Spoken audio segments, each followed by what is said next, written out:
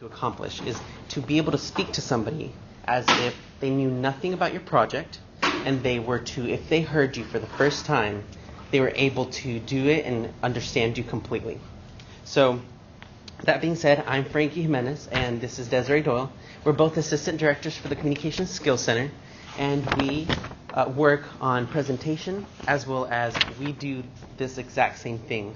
We talk about big concepts in the communication field to people that are ordinary, that may not be able to understand what we talk about when we talk about communication concepts. So we're going to do a lot of that today, and our mission today is to simplify the big research that you guys have been doing into smaller and more understanding sentences and even fragments. With that being said, we're going to do that through some activities. I'm going to try to explain a little bit of why the reason it is that we want to simplify it, some of the things that 3MT is asking of us as presenters, and then we're going to finalize with some workshopping one-on-one, talking about some questions that you may have, as well as developing some structure to your ideas that you have in your head. Okay? So let's go ahead and jump in real quick. And I'm actually going to repeat that one more time. Oh, is it there? There it is. So that is the main goals that we have today, is to connect the research ideas that you have to a lay audience, which is a common individual, that being a child or just someone that just graduated from high school, so it can be anybody. And then the second goal is to develop your research to connect with your audience. So how do we make this big idea, something small, into a 3-minute conversation that anybody can understand? So like I said, let's move to the next one. So we talk about like your science. It can be anything from biology to your research, and how that can be. I know you guys probably have very long words. I was talking about, is it ribonucleic acid? And I was like, what is that? I even said, actually mispronounced it the first time. I said, what did I say? Ribo. You were like ribbo. I don't know. Yeah, like I was just saying something completely off, and I was like, what is that? So as a person that is not from science, something like that might be even a little bit too difficult to understand, especially if you're giving them all of your information in only a 3-minute time. So it's very important to be concrete, to give examples of what you're talking about. So it's okay to say ribonucleic acid or neuro something, something, something, right? It's okay to say that. But it's important to be able to define it, to break it down for someone, and have that person understand what you're saying, even if they are not from your field. So another way of being able to give a 3MT, and actually last year I was at the 3MT competition. I heard a lot of people give stories. So they started their whole 3MT, the minutes. They started it with a story about going to like Mount Everest, or they went to Alaska. I think I heard one. They said, I went to Alaska and they studied some coral on the side of Alaska for a whole year, or the clams. And I was like, whoa, wait, I want to hear this. And so it catches your attention with telling a story. So today what we're going to want to do is create your research and make it into at least minimum 2 sentences that will make sense and be comprehensible to anybody. We're going to do that through watching some videos.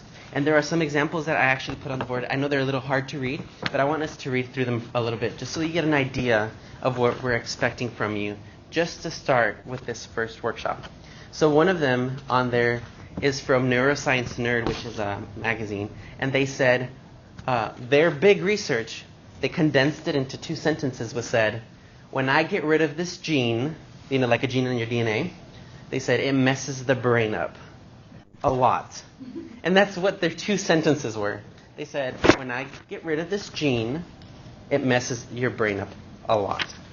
Another person said that making new magnets from old magnets, the magnets that clunk together, they said making new magnets from old magnets because we're running out of magnets. That was their research. They were trying to revamp what a magnet was and the use of the magnet, so that they wouldn't have to try and get more magnet because there's no magnets left. The third one is, this protein looks like it might contribute to asthma. Oh, it turns out that's probably not true, or it probably doesn't. Which means their research may have not succeeded, or they might have actually found that whatever that protein was actually didn't cause asthma or have any kind of implications to asthma. So that's funny. It's the fact that the research actually didn't follow through, but it still was good to know that this protein is not linked with asthma whatsoever. The fourth one is that sand washes away and that you should probably not build important stuff on it. I'm pretty sure this was an architecture major or somebody in the field of architecture that potentially has seen the disasters in the world where buildings are built in the ocean or near the ocean, and how sand is starting to like wash the buildings into the ocean or like making them collapse because sand obviously isn't stable. And the fifth one is that little things stick together. Here's a slightly easy way to calculate their stickiness. So somebody probably in the science field was trying to find a way to calculate the stickiness of something, and they probably found an actual formula to find the stickiness.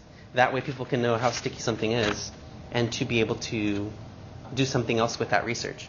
So these are some ways that we're going to be able to translate your research project. It sounds like, the article said, it sounds like you're probably like minimizing it or simplifying it, but that is the purpose of a 3MT.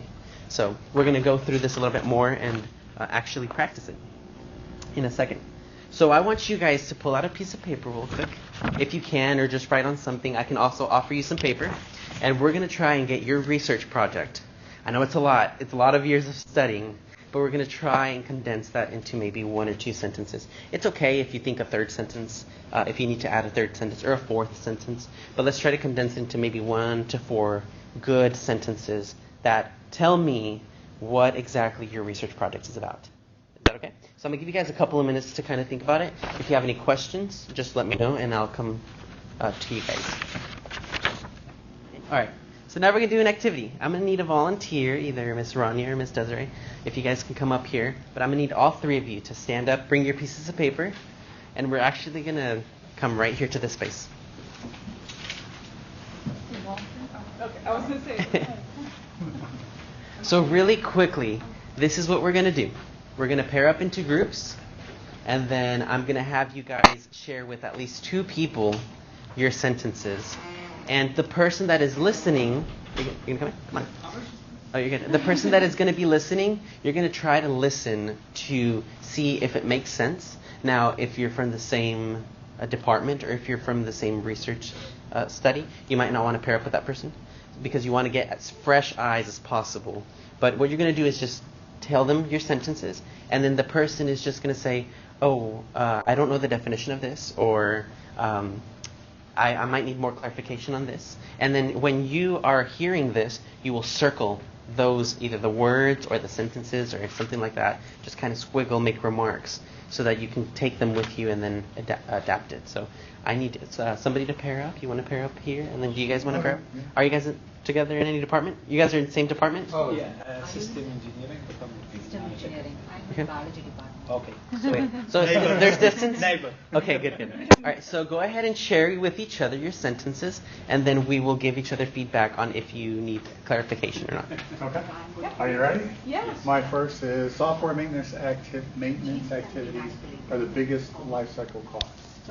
Software that talks back to us will help reduce maintenance costs and make it more efficient.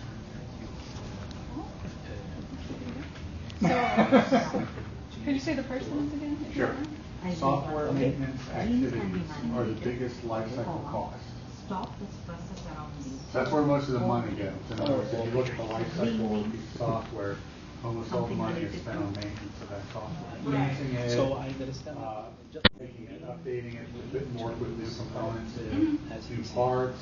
So it's just an ongoing cost. So if you spend $100 on a piece of software over its life cycle, 60 to 70 of those dollars go for maintenance.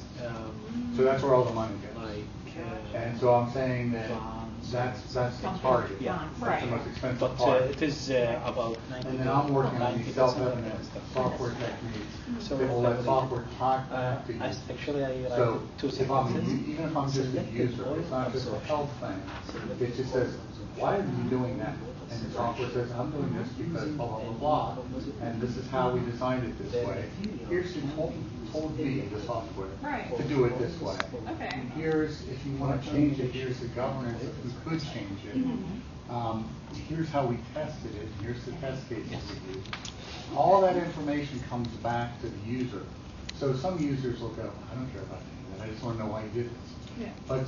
But then there's some developers, so it's all these different. So have you guys roles and shared with different each other? user groups. Have you guys- Different interests. She's working with biology Yeah, so that's and it, yeah. I'm in materials engineering. Okay, wow. Yeah, but different majors. But yeah. But I It's a think huge problem. Yeah. There's It's similarities. sort of the Yeah. And have you both spoken to each other about each other's No, projects? I'm like And I've Okay. talking got to him that. regarding. Okay, gotcha. Sorry. Keep About going. 30% of software projects Yeah. deliver on time and as expected. Right. Meaning 70%, about 20 to 25% are just abandoned. They spend a lot of money and get Can be zipped. used for. So maintaining them once they're there is really critical.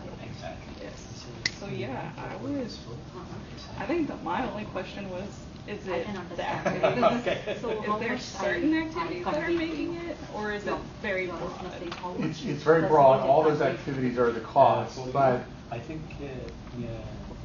the problem often is that you need to be Columbo, you know, Yeah. to sort of understand software sometimes. So something, Yeah. you Because change mine is something, like you say, code. You I own thought the I sentence, changed this so here, I was I'm like- doing it over there. I was- So there's a lot of I detective thought, work to go in and understand it. Yeah. These approaches say, we want to make all that transparent and design it so that it's ready to talk back. So the governance information about the why, the context of the why, Yeah, the yeah, software's yeah. doing what it's Correct. doing, it's self-evident. So now, I want you to go to the next person and say the exact same thing and get feedback from that person. So you guys can swap partners. There we go, boys against girls. So you do the exact same thing. You just read your sentence and then we'll clarify. Okay, so mine is software maintenance activities are the biggest life cycle costs. Stop the what? Sorry. Software Okay, that talks sorry. back will help reduce maintenance costs and make the software more efficient. That's really good. yeah. So this is interesting. So it's a software engineering So, discipline. engineering and this Obviously, can it would be help explained. So with what do you the mean by most explain? important thing, which is the reviews. Oh, there you go. See, I should have known that. So I thought actually we will. Great. So we're gonna go ahead and have a seat. So whenever you guys are ready, you can start having a seat. And we'll have plenty of time to explain more. But we're gonna go into a little small unpacking. So as we've realized, sometimes it's a little difficult to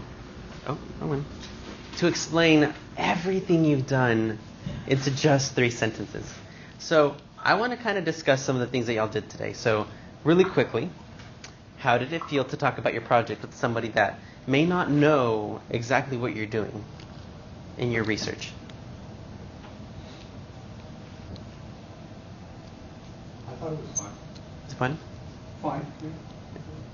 Was it difficult? Did you find yourself trying to explain something that it might not be as easy as to explain that you thought was easy to explain? Well, I don't think everything that I think I felt the need to expand on what was in just the 2 sentences. You know, So it's challenging, right? Yeah. Definitely. We did talk about the 2 sentences. So what exactly was the challenge of writing it in only 2 sentences? And that's for everybody too. Just leaving a lot of details out. I mean, there's just not much. I mean, you're trimming it down to the why. There's no discussion of how. You know. So the 2 sentences are why this is important, right? What about you two? Yeah, more details. How can you express or deliver these thoughts to others? Too short. Mm-hmm. Yeah. So this is the challenge. which is why we're here. I completely Yeah. understand. But I think you start saying that how can you deliver or get your thoughts to like a child to understand what you're saying. Mhm. So this is a good proverb that I need to do. So working with the 2-minute activity that we just did, the 2-sentence activity, how can you use the strategy for your 3MT?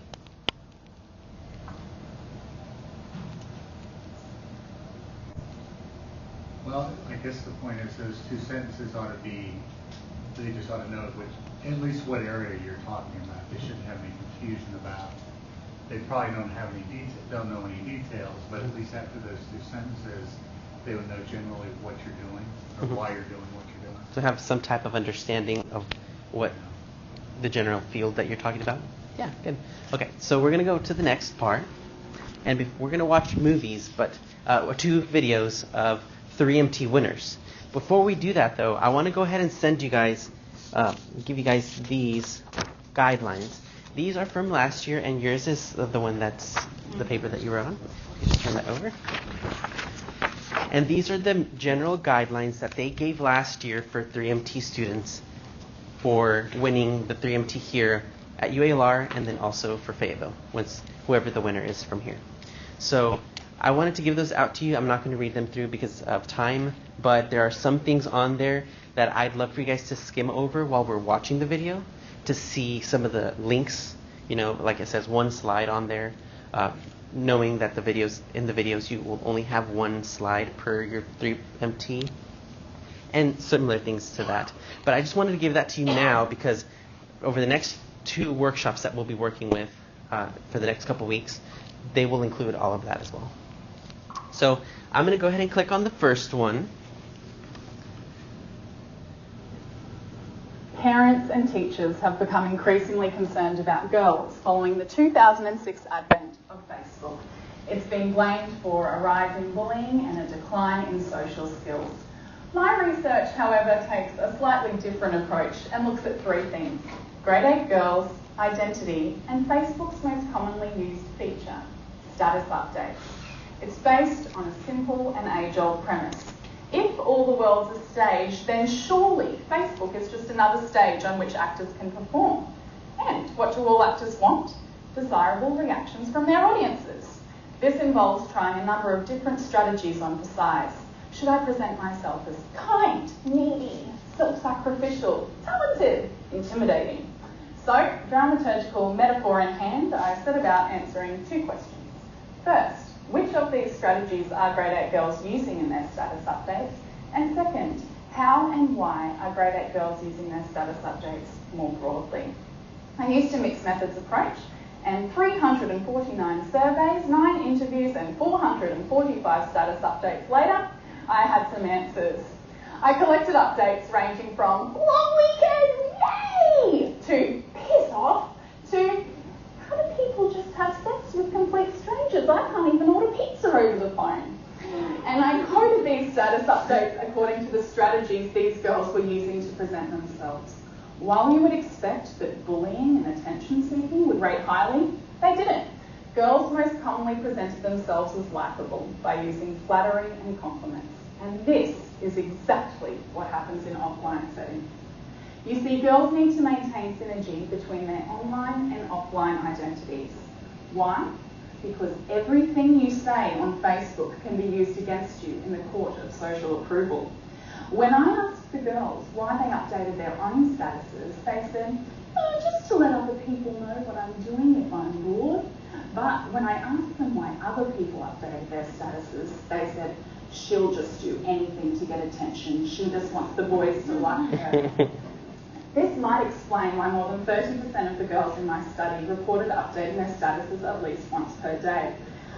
Because status updates will be interpreted differently by every audience member, identities are in a constant state of flux. Identity becomes less a question of, who am I? And more a question of, what do you see in me? What do you want in me? My research challenges the fearful notion of an authentic offline identity and an inauthentic online identity. It shows that, like the classroom, Facebook is just another space for girls to experiment with their identities and gauge the reactions of others. So, if If there's one message we should be sending to grade 8 girls on Facebook, know your audience. Thank you. The ding was a 15-second warning. So that's why she was like, all right, keep going, keep going. All right. Easy enough, right? I'm kidding. Let me get to the next one. And then we'll talk about them both. This is from Australia. I don't got an Australian accent. That sounds more British. Never mind. Let's just stop that. Next up, I'd like to welcome Joshua Tutan. He's from the ANU College of Medicine, Biology and the Environment. And the title of his 3-minute thesis presentation tonight is Targeting the Root of Vision Loss. Targeting the root of vision loss. Okay.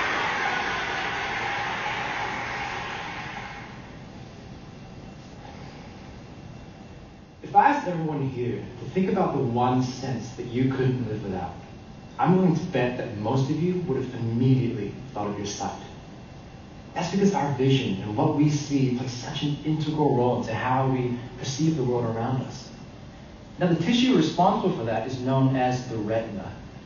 But what if I told you a specific part of your retina was to slowly damage as you age? What if this part of your retina was responsible for your color perception, as well as your central vision? And then this damage leads to your visual field looking like this. Well, this is exactly what happens in age-related macular degeneration, or AMD. This disease is the leading cause of blindness in the developed world. This disease costs the Australian economy up to $5 billion per year. The most common form of this disease has no cure. AMD is a serious problem. Now, due to the many factors that are at play, therapies are very hard to come by. But I'm researching a potential gene therapy using tiny molecules called microRNA that are like the gods of gene regulation and have the ability to bypass this problem. How? Because a single microRNA can bind to multiple targets. So instead of controlling just the one gene, we're controlling its entire pathway. Instead of superficially cutting just the stem of the weed, we're ripping out the whole root. So in the case of AMD, we know that the inflammatory pathway plays a major role. So we've injected an anti-inflammatory microRNA into the eye, and what we saw was a decrease in genes responsible for inflammation, cell death, as well as a slowing in the damage progression of the retina.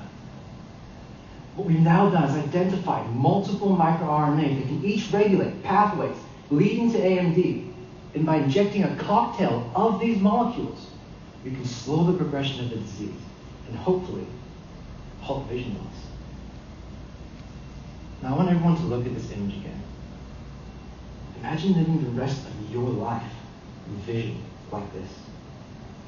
So the next time you're with your loved ones, study their faces, their every feature. Commit that to memory. Cherish that image. Because 1 in 7 of you will lose that ability if nothing is done about this disease. With the use of microRNA, my hope and my goal is that for millions of people, this image can become clear. Thank you.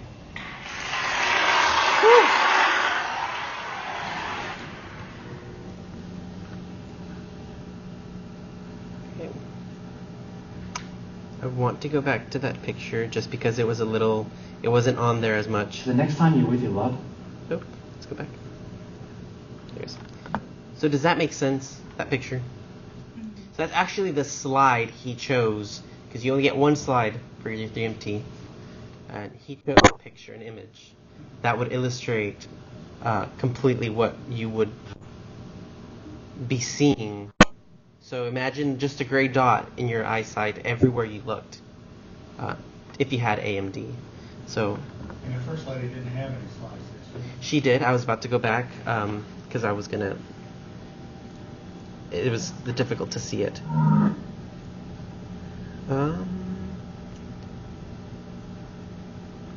Okay, so Eyes. I think she Should might I have put had it face? at the beginning. I think. Oh, there it is. If all the world's... That was her slide. So two completely different topics, explained in two completely different ways, with two completely different slides. And we will talk about slides, I think, is our last workshop.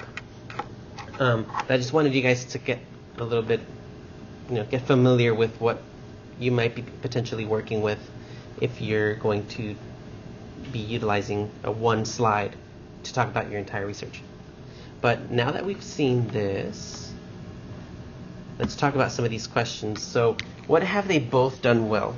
What did you see on there that automatically caught your attention in their 3-minute thesis? They were both very clear. Okay. They both spoke.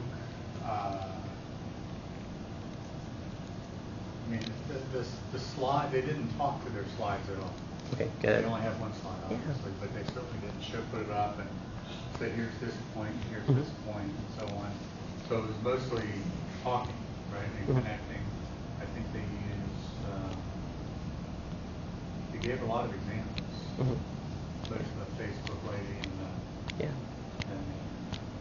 medical guy. What about you guys? What did y'all see? I think I was able to understand the second video much better because he conveyed most of his research, whatever he did in the research was just in like few simple words, and he conveyed the message very well. Actually. Yeah, I like the second video. So he did use simple words, but did he also use words in his research? Yes. He used like RNA or like... So there's some stuff that he did explain, but he also elaborated and simplified it so that we could understand. Yeah. What? Have anything to add? Both of them were confident. Okay. Yeah. When they talk, I think they practiced well. And both of them were confident and use words that can reach to audience. Yeah, I saw that as well. They weren't like overly confident, like, I'm going to tell you everything in the world right now. But they weren't also like, and then they weren't fidgety, so they were relaxed and poised, and they demonstrated that they had that knowledge already to simplify those words. Good. So how did they adapt their research to the audience? We talked a little bit about how they simplified the words. So how else do you think they might have done that?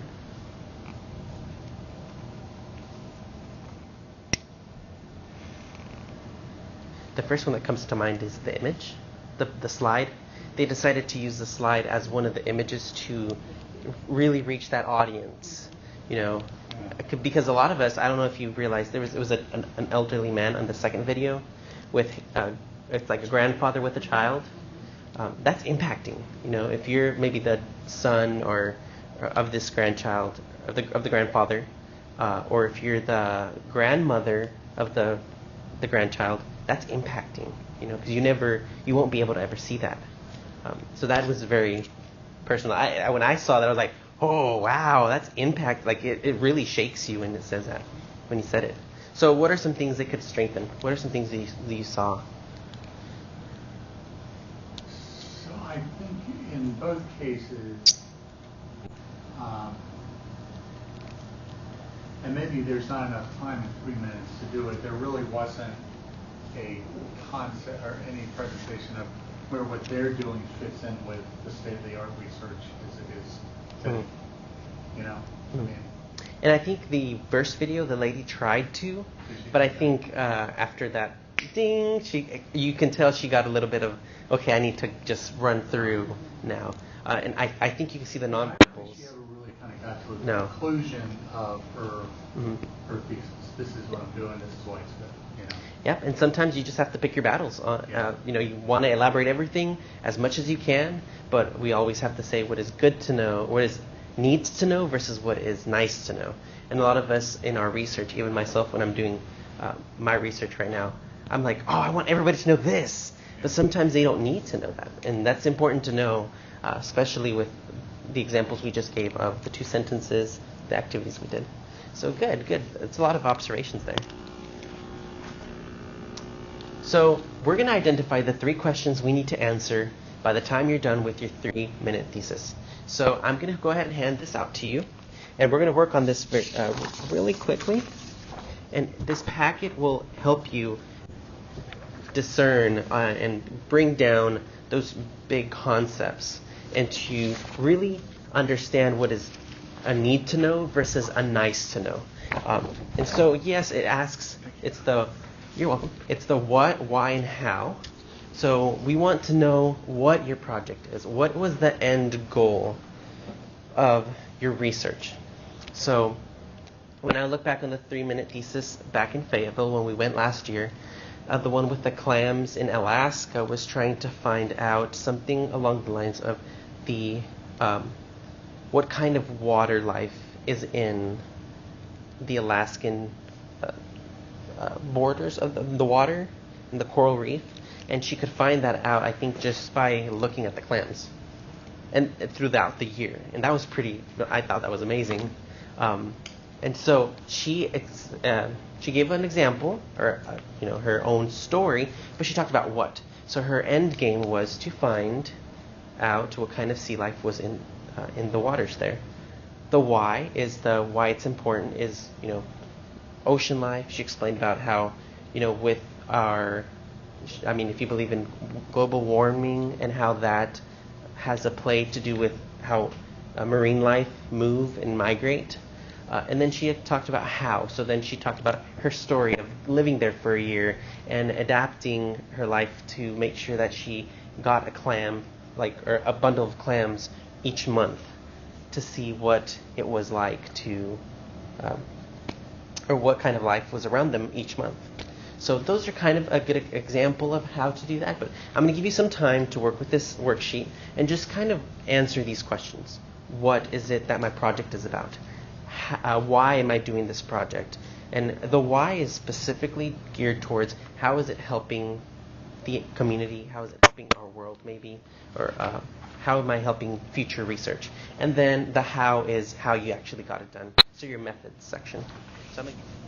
All right, and I know you're probably still working on it, and that is completely okay. But we're going to go ahead and just unpack things a little bit before we're done for the workshop. But then I'm going to give us some time afterwards to do maybe question and answer, maybe even look at your research a little bit more in depth, and then being able to withdraw some of those or pull out some of those key components that will make up your why, your how, and your all of that. So really quickly, we did a lot today, right?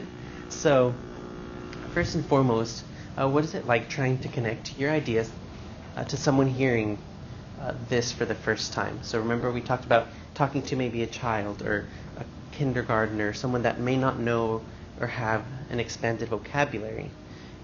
How hard was it for you guys to try to condense your research to that level?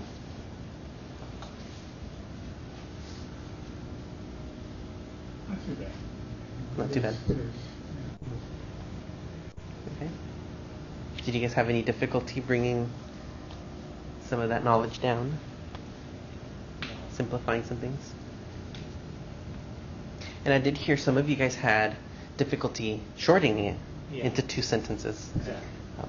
But other than that, were you able to still... And in our next workshops, we'll be able to define what's important and what may not be as important, and what we'll be able to keep, and how we're going to be able to structure that. So definitely keep that in mind for next workshop.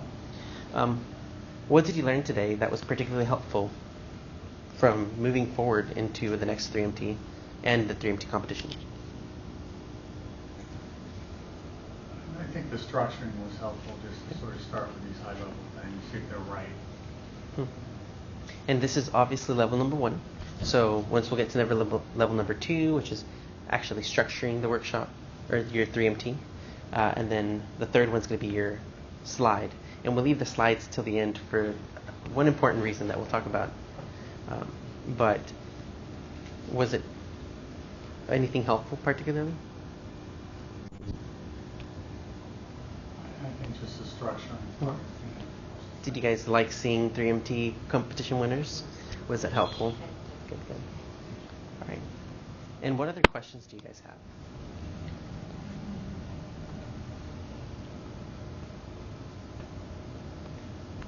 So for the picture or the slide should be choose like an image include some text or So we'll talk about that on the third workshop. But we'll definitely be working with the one PowerPoint slide that whole day to make sure that you leave here that day feeling confident about your ideas and how to structure that PowerPoint slide. Because yes, you can use just an image. The first 3MT winner, the young lady was using words in her slide, and that's okay. the Some second people, one just the image. yeah, and the second one just image, and then there's some people that use step 1, step 2, step 3, and then step 4, and then they articulate that. So it depends, definitely. But other than that, I hope, obviously today we talked about how to structure and what's important in a 3MT and how to give a 3MT, especially how to bring those knowledge, ideas, those concepts that might be a little high for a regular person to understand and how to bring them down. So with that being said, I'm going to go ahead and conclude our workshop, but we can definitely keep working with some of our worksheets, and if you guys have any questions, I'm definitely here to answer them for you. Okay? So thank you.